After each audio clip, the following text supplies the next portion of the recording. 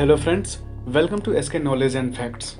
दोस्तों, बैंक किसी भी देश की अर्थव्यवस्था का अहम हिस्सा होता है। बैंक एक ऐसी जगह होती है जहां आम लोग अपनी छोटी बड़ी बचत करते हैं और भविष्य के हिसाब से योजनाएं बनाते हैं। देश में आए दिन बैंक घोटालों के मामले सामने आते रहते हैं। ऐसे में जरा सोचिए कि हम अपनी कमाई से जो पैसा इकट्ठा कर रहे हैं या बैंक में जमा कर रहे हों और अचानक एक दिन यह पता चले कि आपका पैसा डूब गया, तो ऐसी स्थिति में आपकी क्या दशा रहेगी। दोस्तों, ऐसी स्थिति बैंकिंग व्यवस्था के चरमराने की वजह से होती है। देश में बैंक धोखाधड़ी का एक और सबसे बड़ा मामला सामने आया है। दोस्तों, सीबीआई ने एबीजी शिपयार्ड लिमिटेड और उसके तत्कालिक अध्यक्ष व मैनेजिंग डायरेक्टर ऋषि कमलेश अग्रवाल सहित अन्य के खिलाफ मुकदमा दर्ज किया है। यह मुकदमा भारतीय स्टेट बैंक यानी कि एसबीआई की अगुवाई वाले बैंकों की एक कथित रूप से 22,842 करोड़ रुपए से अधिक की धोखाधड़ी के संबंध में दर्ज किया है। दोस्तों, एबीजे शिपयार्ड ने सन 2012 से लेकर 2017 तक यानी कि 5 सालों में भारत के 28 बैंकों से लगभग 23,000 करोड़ रुपए का कर्ज लिया और इन कर्ज को एबीजी शिपयार्ड ने कैसे भारत के सबसे बड़े घोटाले में परिवर्तित कर दिया, चलिए इसके बारे में विस्तार से जानते हैं। तो बने रहिए अंतिम छोर तक। दोस्तों, देश में सबसे बड़ा बैंकिंग घोटाला सामने आया है। इसने विजय माल्या और नीरव मोदी के बैंक घोटाले को भी पीछे छोड़ दिया है।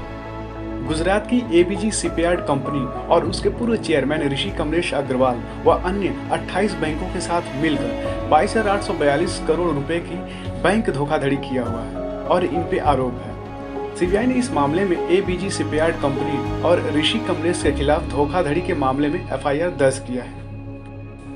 चलिए दोस्तों, आपके दिमाग में यह सवाल आता होगा कि आखिर ये एबीजी शिपयार्ड लिमिटेड है क्या। दोस्तों, एबीजी शिपयार्ड लिमिटेड एक जहाज बनाने वाली कंपनी है जो कि पानी के जहाज बनाती है और उसकी मरम्मत भी करती है। 15 मार्च सन 1985 के गुजरात के सूरत के मगदल्ला में एबीजी शिपयार्ड कंपनी की शुरुआत की गई। एबीजी शिपयार्ड जहाज बनाने और इसकी मरम्मत करने का काम करती है। सन 1991 से लेकर एबीजी शिपयार्ड मुनाफे वाली कंपनी रही और देश विदेश से ऑर्डर मिलते रहे और ये पानी के जहाज और उससे संबंधित उपकरण बनाते रहे। सन 2001 में कंपनी ने 28 बैंकों के कंसोर्टियम से 22,842 करोड़ रुपए का लोन लिया। इसके बाद 10 वर्षों तक कंपनी ने 160 से ज़्यादा या उससे कहीं अधिक जहाज़ों का निर्माण किया और उनकी मरम्मत की। 2013 में इस लोन का अकाउंट पीएनए यानी कि नॉन परफॉर्मिंग एसेट घोषित कर दिया गया। दोस्तों, अब आपके मन में सवाल उठता होगा कि इसे देश का सबसे बड़ा बैंक घोटाला क्यों बताया जा रहा है। तो मैं बताता हूँ। दोस्तों, आप सबको पता होगा, देश में अब तक की सबसे बड़ा जो बैंक घोटाला है वह नीरव मोदी और विजय माल्या की ओर से किया गया था। नीरव मोदी ने पीएनबी के साथ मिलकर लगभग 14,000 करोड़ रुपए की धोखाधड़ी की थी। विजय माल्या ने बैंकों के साथ मिलकर लगभग 9,000 करोड़ रुपए की धोखाधड़ी की थी। नीरव मोदी और विजय माल्या के बैंक घोटाले को मिलाने पर यह रकम लगभग 23,000 करोड़ रुपए होती है, जबकि एबीजी शिपयार्ड ने 28 बैंकों के साथ मिलकर 22,842 करोड़ रुपए की धोखाधड़ी की है। दोस्तों, इसीलिए इसे देश का सबसे बड़ा बैंक घोटाला बताया जा रहा है। दोस्तों, एबीजी शिपयार्ड ने कंसोर्टियम के तहत बैंक से लोन लिया था। तो आपके दिमाग में ये क्वेश्चन आता होगा कि आखिर ये कंसोर्टियम क्या है। तो चलिए मैं बताता हूँ। दोस्तों, कंसोर्टियम फाइनेंस लोन लेने का वह तरीका है जिसमें कोई शख्स या कोई बैंक या कोई कर्मी एक या एक से अधिक बैंकों से और एक ही एप्लीकेशन के जरिए बहुत मोटी रकम का कर्ज लेता है। इस व्यवस्था में ब्याज दर और सर्विस चार्ज छोड़कर बाकी सभी शर्तें सभी बैंकों के लिए एक जैसी ही होती है। कंसोर्टियम में बैंकों और उसे लोन लेने वाली कंपनी या शख्स के बीच साझा लोन एग्रीमेंट होता है। दोस्तों, चलिए अब जानते हैं कि किस किस बैंकों ने एबीजे शिपयार्ड को कितना कितना लोन दिया था।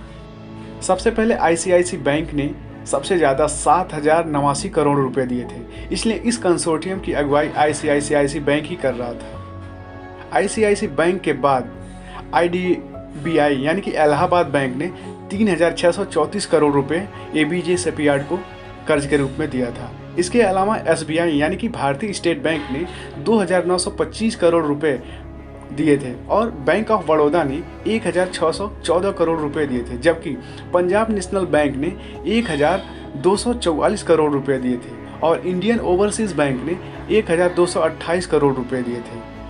दोस्तों, इसके साथ साथ ही LIC ने भी, यानी कि लाइफ इंश्योरेंस कॉरपोरेशन ने भी 1,01,336 करोड़ रुपए दिए थे। दोस्तों, ABG शिपयार्ड ने लोन के पैसे से फ्रॉड किया। कंपनी और इससे जुड़े लोगों ने मिली भगत कर लोन में मिले पैसे का दूसरी जगह इस्तेमाल किया, यानी कि कर्ज किसी दूसरे मकसद से लिया गया और कर्ज के पैसों का उपयोग किसी दूसरे काम में किया गया। इसके बाद बैंकों के कंसोर्टियम की ओर से SBI ने नवंबर 2019 में ABG शिपयार्ड के खिलाफ CBI में पहली शिकायत दर्ज कराई थी। इसके बाद CBI ने 12 मार्च सन 2020 को कुछ स्पष्टीकरण मांगा था।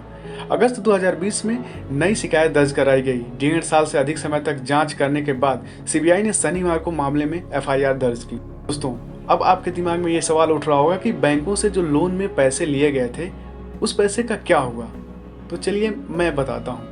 फॉरेंसिक ऑडिट रिपोर्ट के मुताबिक मार्च 2016 में वन ओपनिंग शिपिंग और ABG इंजीनियरिंग एवं कंस्ट्रक्शन लिमिटेड ने 1415 करोड़ रुपए PFS शिपिंग इंडिया लिमिटेड को दिए गए।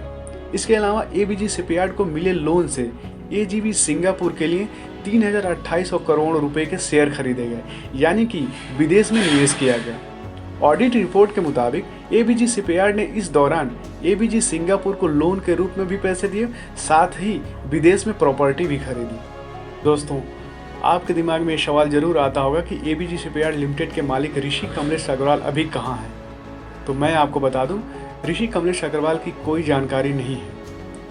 हालांकि लोग बताते हैं कि ऋषि अग्रवाल देश को छोड़कर भाग चुके हैं, जैसे कि विजय माल्या और नीरव मोदी जा चुके हैं, लेकिन सरकार की तरफ से इस पर कोई जानकारी नहीं दी गई है। ABG शिपयार्ड की वेबसाइट फिलहाल अभी बंद है।